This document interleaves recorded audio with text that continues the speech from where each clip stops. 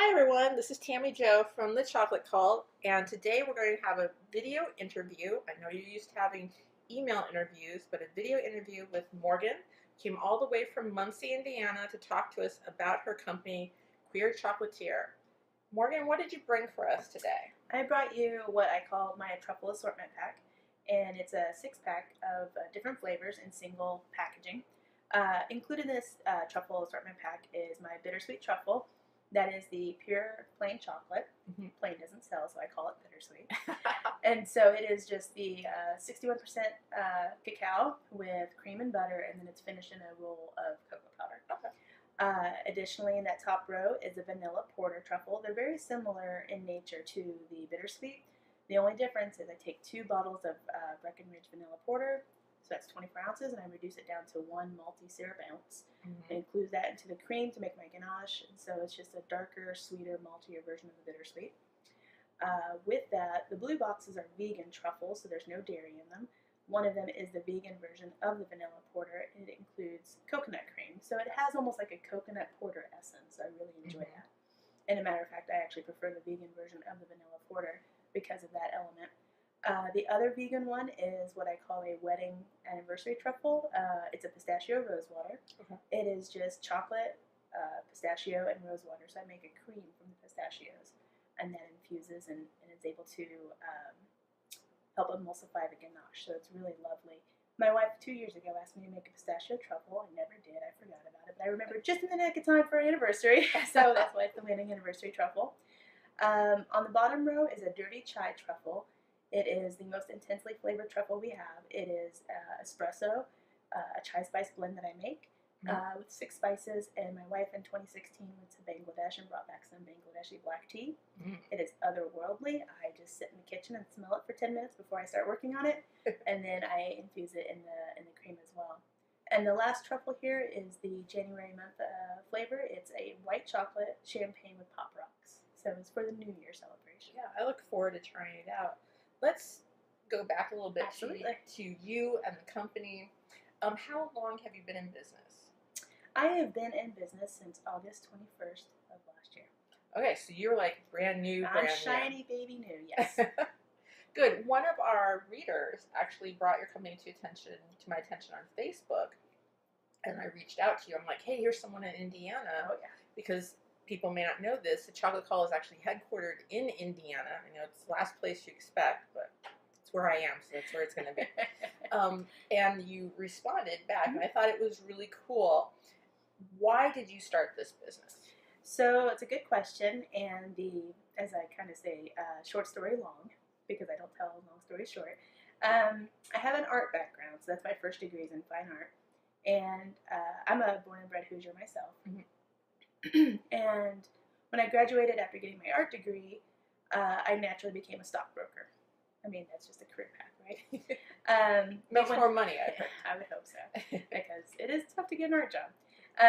But when I started working as a stockbroker, it kind of changed my lifestyle in a way that I would notice that my eating patterns changed.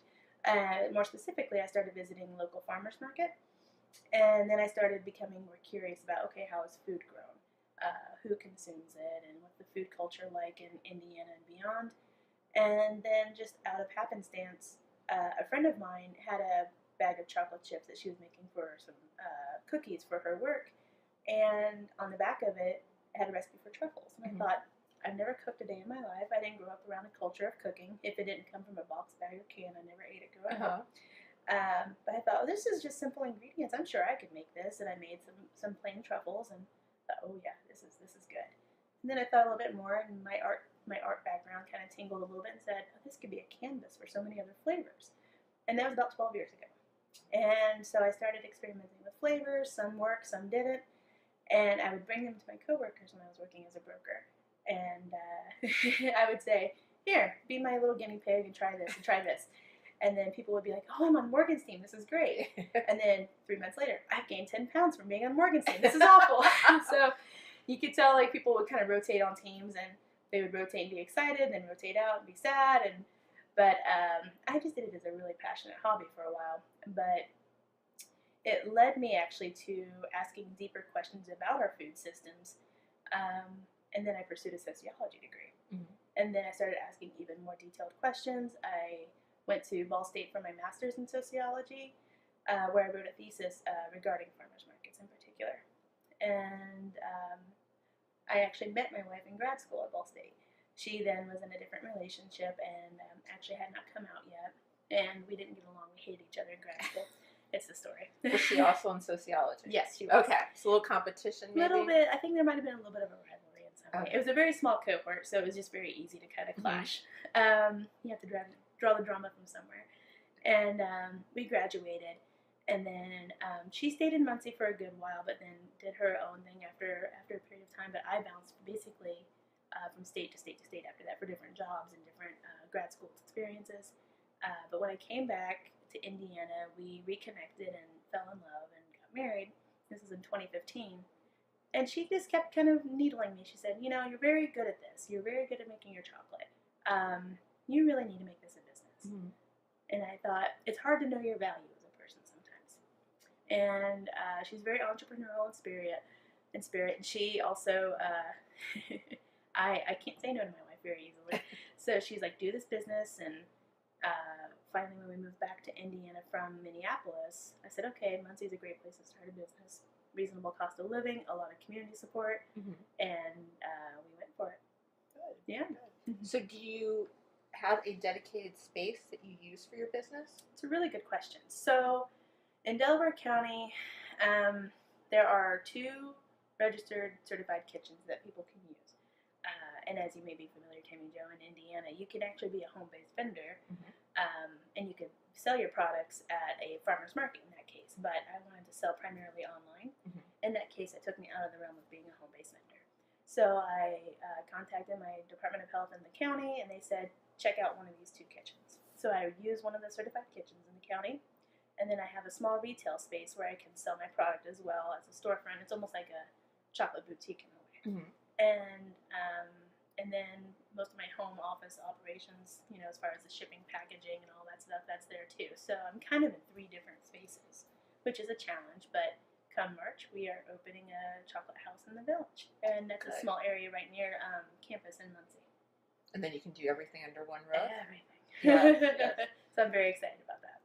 Yeah, I've interviewed other chocolate makers here in Indiana, and they tell me very similar things. There is one, she's like a big truffle maker here, Peachtree Mountain. Oh, I've heard of her, yes. Yeah, and she shares a kitchen space. There's a little shop where they sell mostly olive oils and stuff. And the space they had this kitchen, but they didn't need it. Right. And so this way she has a space to sell, and this, you know, but she started off at home and everything like that. Because I'm glad you got into legal things, because one of the things we encounter on our blog are makers who don't necessarily investigate what legalities are, even at the most basic level, like what white chocolate is. Right. And then they'll send us things that are not. And I have to be honest about that. When I know the ingredients of something, I have to say, well, this doesn't have cocoa butter, it has palm oil, or it has things like that. Oh, yes. And so I'm glad that you looked into the laws and everything. I mean, did. It is clear to me that you are a multiple student and you have a lot of detailed, focused experience, because you looked into all of this ahead of time. You spent a long time making these different flavors. So how many different flavors do you regularly sell? That's a very good question. So, and actually I would like to touch more on that legal part here in a moment, but to your question about flavors, whenever I was doing that research and development as a broker, I had a little notepad that had about 24 flavors on it. Some have since fell away, but right now, I found it prudent to limit myself about somewhere between 6 and 10 flavors on the website at any time.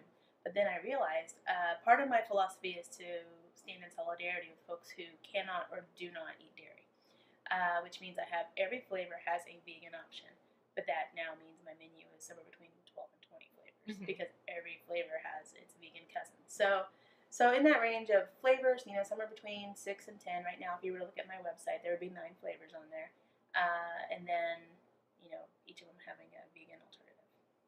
And you mentioned a seasonal flavor. Yes. Do you foresee that changing, like having a regular 12, rotation, or do you intend to, like, next year you'll start new flavor? It's a really good question too.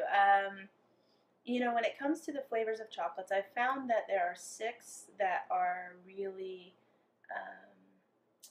I need to come up with a better word than standard because that sounds kind of boring, right?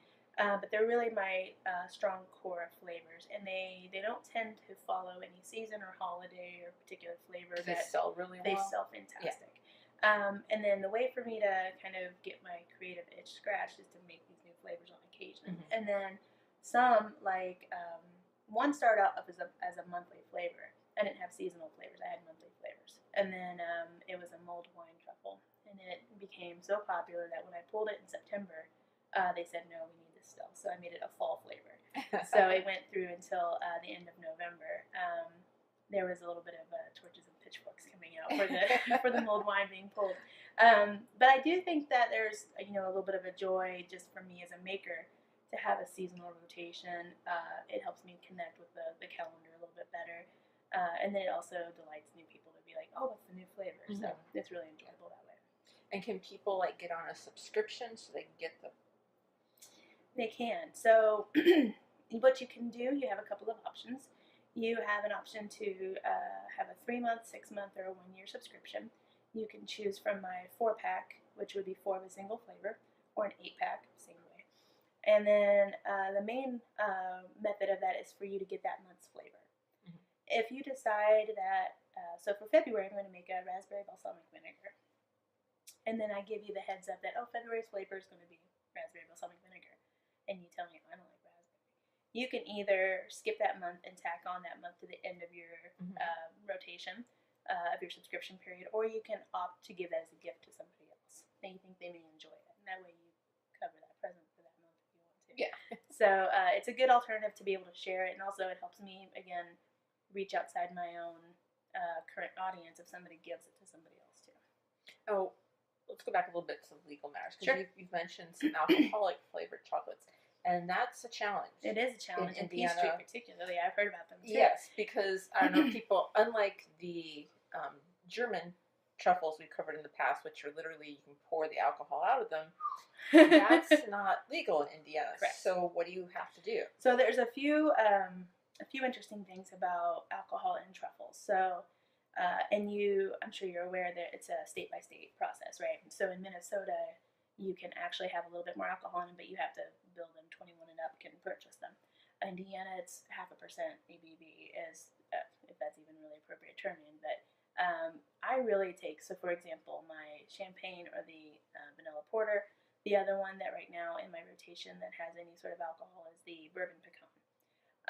What I do is for the beer, the vanilla porter, it's cooked down so that the 24 ounces that the 2 bottles start as come down to 1 ounce of malty syrup. There's no alcohol left in it at that point. The champagne is the same way. I take about, I think, a cup of the champagne, and I reduce it down to 2 tablespoons. And it might as well be white grape syrup at that point. And then the same thing with the bourbon pecan. I actually have a little eyedropper, and I put 10 milliliters in the pecans in the hot water, take an immersion blender, and puree it to a cream. And then it cooks, and then that alcohol cooks out as well. So taking a very careful approach to cook out the alcohol, make sure there's no residual alcohol that's beyond that threshold, that keeps me in the safe zone. Do you have inspections that you have to go through? So far, there are, but so far I have not been subjected to them. So the only inspection that I've had is in the certified kitchen, and it was actually in October during my grand opening of my retail space. So it was a very busy day. At my grand opening of my retail space, I was there all of half an hour because I had to keep going back to the kitchen to make more because we kept selling out. And the health inspector came, went through my products, went through my process, and I got the clean bill of health. So that was a very good experience. But I was going to actually speak a little bit more to the legal parts that you were talking about. Part of my, I don't know if I want to say foresight or reservations, whichever way you'd like to term it, in taking so long to start a business was the concerns about legal ramifications. And what I've come to learn is it's okay to not know. You just have to know where to go and find out the answer. But it really did, Tammy Jo, take a long time for me to overcome these questions I didn't know. I felt like I'd have to know a lot of these things just to get started. But when I got started in the month of July and started getting into August, it was really just a matter of being brave enough to go ask the right questions. But that's something that part of that business formation and doing it mostly on my own, my wife would help in parts where she was comfortable. It was a little daunting to really start to admit I don't know and I need to find experts. But then once now I'm very comfortable saying I don't know. Somebody help me. Somebody in the county help me. Somebody in the business world, insurance world. Somebody help me somewhere. Yeah. Have you had any mentors in the chocolate world or food industry at all? No, and I've actually never even worked in a food establishment. There are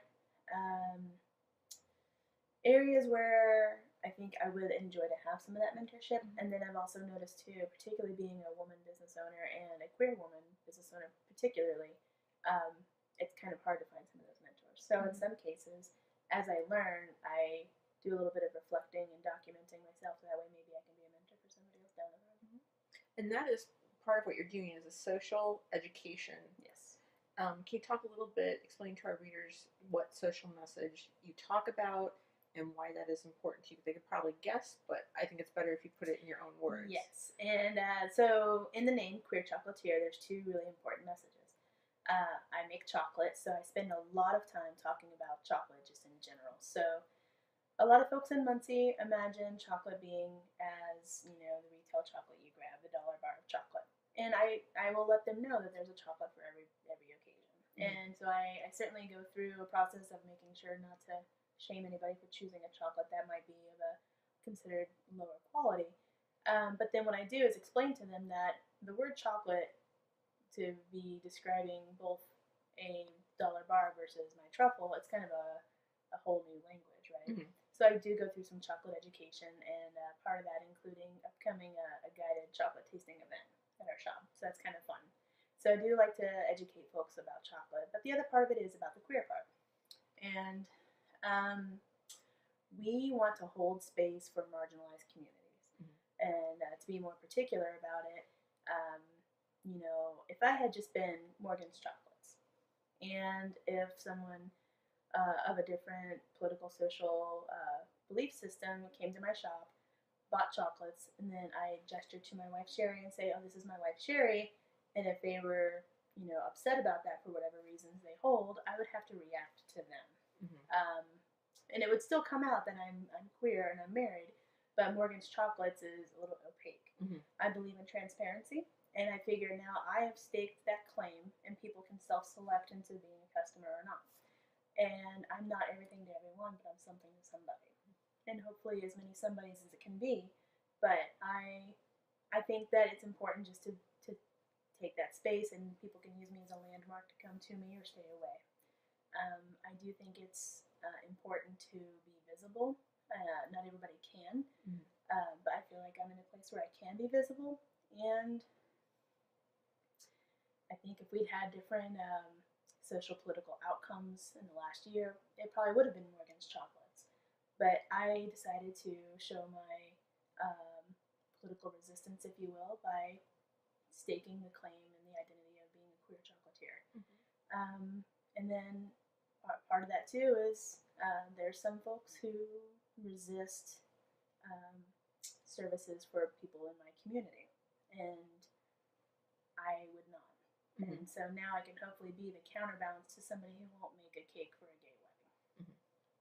So that's part of it. That's absolutely for perfect favors, for anyone, and I'm sure you do not discriminate. Not at all. Exactly. And that's part of it too. Again, I don't have to go through a process of discrimination, because someone who may differ from me just wouldn't self-select to be into my customer base. And even if they did and they have a different persuasion, they probably would still like chocolate. They don't have to necessarily subscribe to my belief system. I'm not here to twist arms.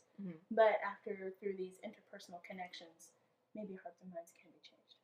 Have you had any pushback from the community? Anyone? No. So people are just self-selecting, or they're like, I want chocolate, I don't care, I want a truffle. Probably a little column A, a little column B. And Muncie has been, so Bloomington is known as the liberal bubble in Indiana, right?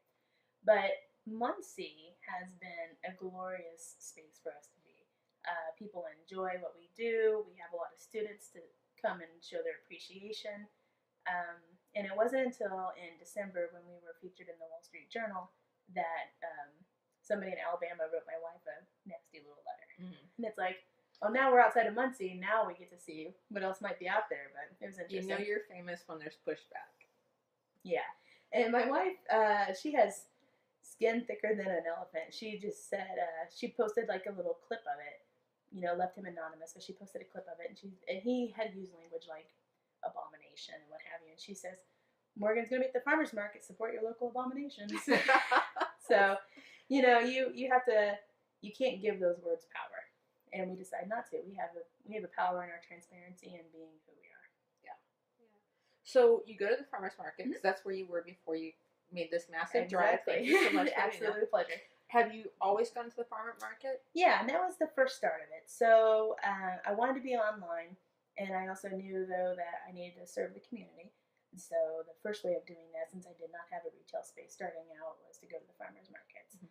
I did that in August, which was not perfect temperature for chocolate. I remember on the first day, and most of my product melted, and I didn't have a lot of product to begin with at that time, because I was like, I don't know what kind of audience I'm going to receive. And you know, I've always been fairly forthcoming about who I am, but it was my first time putting myself out there as a queer business owner.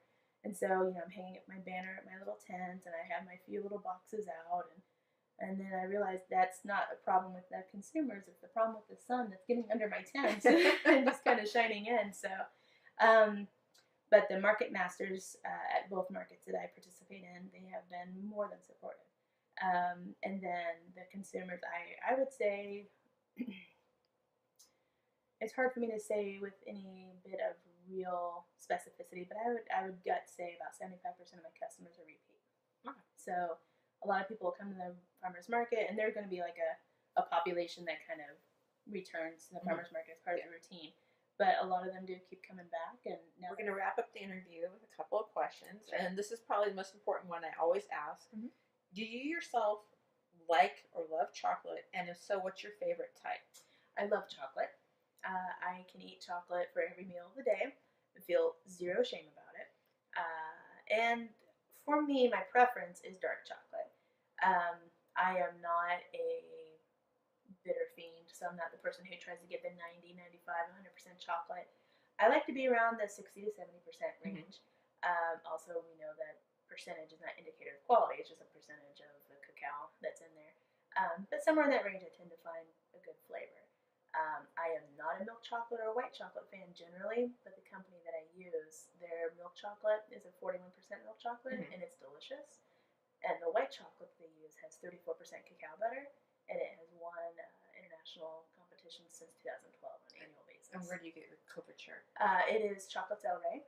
Okay. And their Icoa is their white chocolate, and since 2012 they've just killed it with their white chocolate, so it's phenomenal. And it's almost going to be converted to actually liking white chocolate.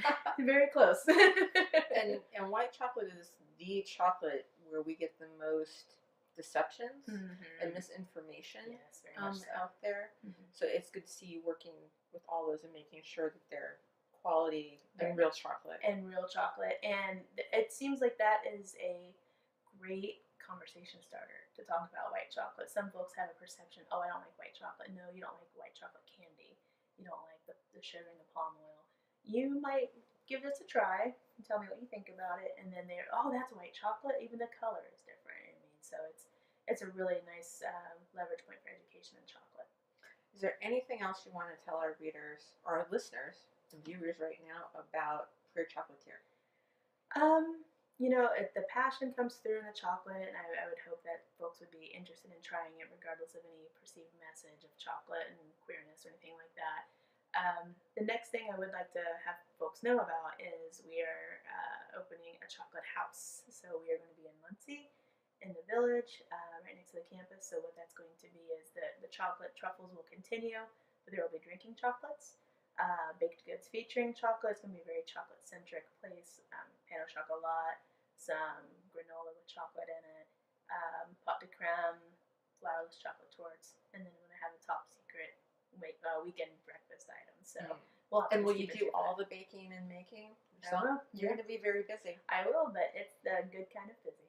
All right. Well, thank you so much, Been Morgan. a pleasure. Thank you, Tina. And everyone, check out Queer Chocolatier. We're going to put the address for our website above. And when they get their chocolate house open, we will add that to our website so you'll be able to find them. Excellent. Thank you all, sisters and brothers in chocolate. Now go home and eat some actual chocolate.